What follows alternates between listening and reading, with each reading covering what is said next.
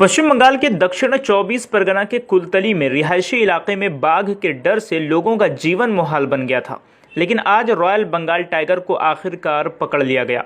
बाघ को सबसे पहले ग्रामीणों ने शुक्रवार को कुलतली में एक नदी के पास घनी झाड़ियों के अंदर देखा था। स्थानीय निवासियों ने कहा कि वो पिछले कुछ दिनों से बाघों की दहाड़ सुन रहे थे और इलाके के आसपास बाघ के पैरों के निशान भी देखे गए थे, जिसके बाद इलाके में दहशत फैल गई थी। बाघ को पकड़ने के लिए वन अधिकारी पिछले 6 दिनों से लगातार कोशिश कर रहे थे, लेकिन बाघ 6 दिनों तक अधिकारियों को चकमा देता रहा।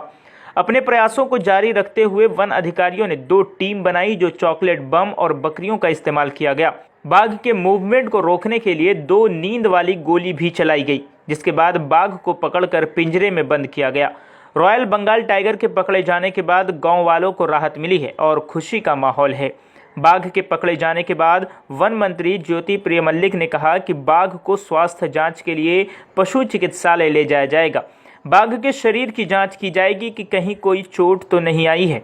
आपको बता दें कि दक्षिण 24 परगना जिले में रविवार की सुबह बाघ ने लोगों के एक झुंड पर हमला भी कर दिया था, जिसमें एक व्यक्ति घायल भी हो गए थे। ब्यूरो रिपोर्ट, हालात इंडिया।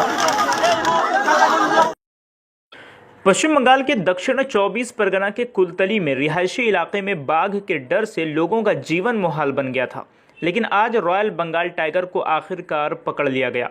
बाघ को सबसे पहले ग्रामीणों ने शुक्रवार को कुलतली में एक नदी के पास घनी झाड़ियों के अंदर देखा था।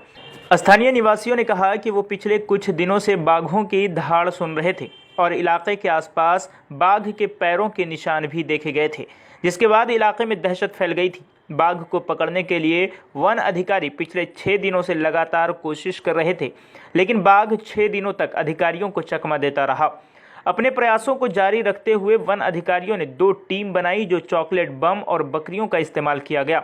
बाघ के मूवमेंट को रोकने के लिए 2 नींद वाली गोली भी चलाई गई, जिसके बाद बाघ को पकड़कर पिंजरे में बंद किया गया। रॉयल बंगाल टाइगर के पकड़े जाने के बाद गाँव वालों को राहत मिली है और खुशी का माहौल है। बाघ के पकड़े जाने के बाद वन मंत्री ज्योति प्रिय मल्लिक ने कहा कि बाघ को स्वास्थ्य जांच के लिए पशु चिकित्सालय ले जाया जाएगा।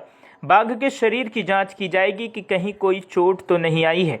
आपको बता दें कि दक्षिण 24 परगना जिले में रविवार की सुबह बाघ ने लोगों के एक झुंड पर हमला भी कर दिया था, जिसमें एक व्यक्ति घायल भी हो गए थे। ब्यूरो रिपोर्ट, हालात बंगाल, न्यूज़ टेक इंडिया।